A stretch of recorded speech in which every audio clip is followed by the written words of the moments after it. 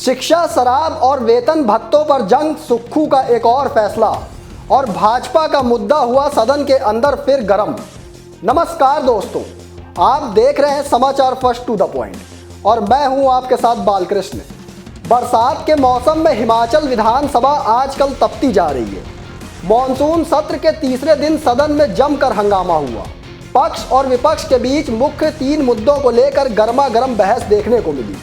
जहां एक ओर शिक्षा, शराब को लेकर मामला सदन में गूंजा, तो वहीं दूसरी ओर मुख्यमंत्री सुक्खू के एक फैसले पर भी विपक्ष ने सरकार को घेरने का काम किया। तीसरे दिन विधानसभा शुरू होते ही शिक्षा की गुणवत्ता का मुद्दा मुख्यमंत्री ने उठाकर सियासी माहौल गर्म कर दिया। जैसे ही मुख्यमंत्री सुक्खू ने विपक्ष यानी पिछली जयराम सरकार पर शिक्षा व्यवस्था को चौपट करने का आरोप लगाया, वैसे ही भाजपा के विधायक अपनी सीट से खड़े हो गए और जमकर नारेबाजी के बाद हंगामा कर दिया। तो वहीं शिक्षा के बाद जब नई शराब नीति को लेकर चर्चा का वक्त आया, उसके बाद भाजपा सरकार के खिलाफ और गुस्से में आ गई। विधानसभा शिक्षा को लेकर तप रहा था कि भाजपा ने भरी सदन में सुक्खू सरकार पर शराब घोटाले का आरोप लगाकर इस मुद्दे को और हवा दे दी। इसी बीच मुख्यमंत्री सुक्खू ने एक और मास्टर स्ट्रोक चलने की कोशिश की।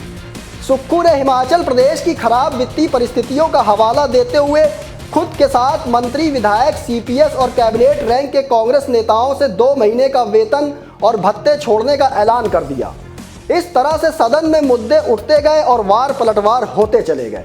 अब आपको एक एक कर बताते हैं कि किसने कैसे कौन सा मुद्दा उठाया और कैसे एक एक करके शिक्षा, शराब और वेतन भत्तों के मुद्दों पर सियासी बयानबाजियां हुई। सबसे पहले जब शिक्षा की गुणवत्ता का मुद्दा सदन में उठा तो उस वक्त भाजपा ने हंगामा कर दिया।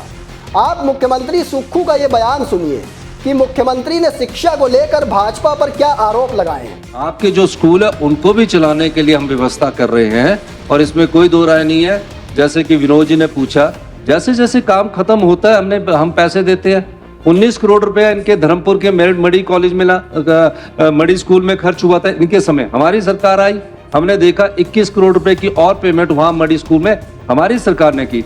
विनोद जी के स्कूल में है, विनोद जी के स्कूल में जो काम रुका है, क्यों रुका है या चलना है, उसमें भी हम पैसे दे रहे हैं। तो जो और तीसरा स्कूल कुटलैड़ में है, कुटलैड़ में भी है। हम चाहेंगे कि जो आपके स्कूलों के पैसे वो हम देंगे, लेकिन जो हाल शिक्षा का आपकी सरकार करके गई है उसमें सुधारने में थोड़ा समय लगेगा। और मैं आपको इस विधानसभा के पटल के से आश्वासन देना चाहता हूँ, भविष्य की चुनौतियों को देखते हुए शिक्षा स्तर में व्यापक फेरबदल की जरूरत है और ये ड्रास्टिक चेंजिंग विपक्ष भी हमें साथ दे, ताकि जो भविष्य की युवा पीढ़ी है, हमारे बच्चे हैं, वो भविष्य की चुनौतियों का सामना करने के लिए आत्मविश्वास से लबोलब भरे हों। इस प्रकार की शिक्षा नीति में हम बदलाव करने जा रहे हैं। शिक्षा के मुद्दे पर भाजपा ने सदन में जमकर नारेबाजी करते हुए सुक्खू की सरकार को घेरा। इसके बाद जब शराब का मुद्दा उठा तो हंगामा और बढ़ गया। नई शराब नीति को लेकर विपक्ष की भाजपा ने सुक्खू सरकार पर शराब घोटाले के आरोप तक लगा दिए। शराब घोटाले के आरोप के बाद भाजपा विधायक नारेबाजी करते हुए सदन से बाहर चले गए। मतलब उस वक्त मामला इतना सदन में गर्म हो चुका था कि विपक्ष ने सदन से वॉकआउट तक कर दिया। वॉकआउट करते हुए भाजपा विधायकों ने सदन के अंदर और सदन के बाहर सरकार के खिलाफ जमकर नारेबाजी की।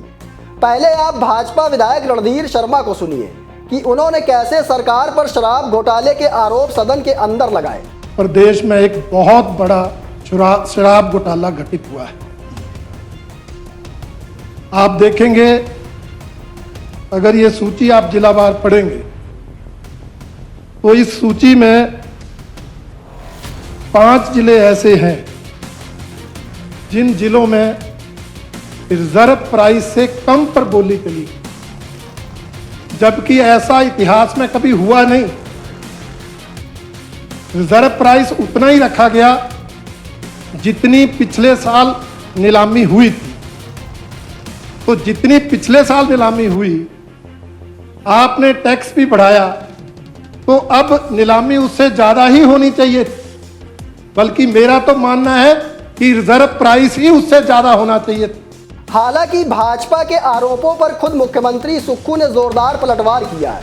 मुख्यमंत्री सुक्खू ने उल्टा भाजपा की पिछली जयराम सरकार के आंकड़े रखकर भाजपा पर ही घोटाले का आरोप लगा दिया है।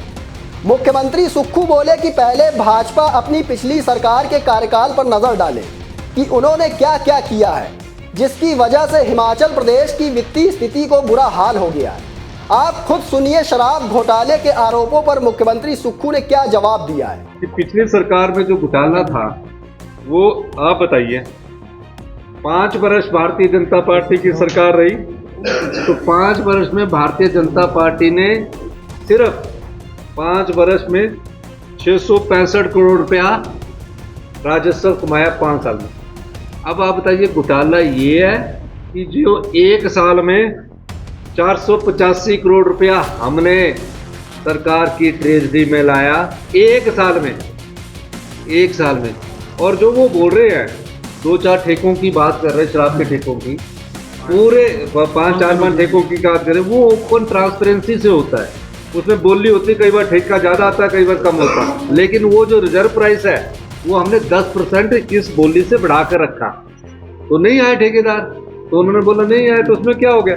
ये नहीं है घोटाला, तो ये है कि जो 5 साल में 600 करोड़ कमा रहे, हम एक साल में 500 करोड़ कमा रहे, कौन सा ये खुद अंदाजा लगाइए। लेकिन कई बार आंतरिक राजनीति भी होती है, तो एक्साइज मिनिस्टर कौन थे पिछली बार के, उनको इस बात का जवाब देना चाहिए, पिछली बार के जो एक्साइज मिनिस्टर कौन थे, कि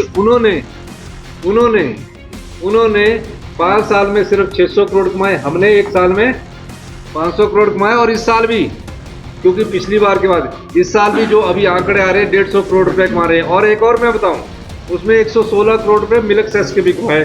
विधानसभा के अंदर हिमाचल प्रदेश के आर्थिक हालातों को लेकर बहसबाजी हो रही थी।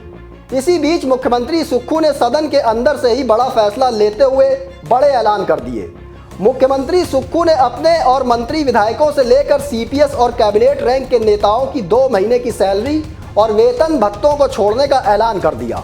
लेकिन सुक्खू के इस फैसले को लेकर भी नेता प्रतिपक्ष जयराम ठाकुर ने जमकर घेरा। आप खुद सुनिए मुख्यमंत्री सुक्खू ने क्या कहा और क्या ऐलान किया। इसके बाद नेता प्रतिपक्ष जयराम ठाकुर ने इस मुद्दे पर कैसे पलटवार किया।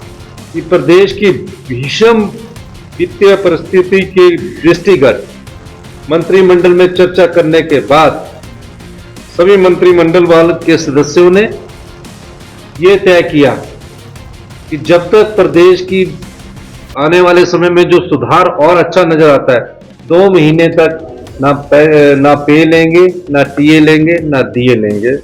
और यही अनुरोध मैंने जब अपने सीपीएस साथियों से कहा, उन्होंने कहा 2 महीने तक हम भी नहीं रहेंगे। महज ये छोटा सा अमाउंट है कि सिर्फ 2 महीने के लिए डेफर करेंगे, यानी कि 2 महीने के बाद लेंगे, 2 महीने तक नहीं लेंगे, यही बात कही है।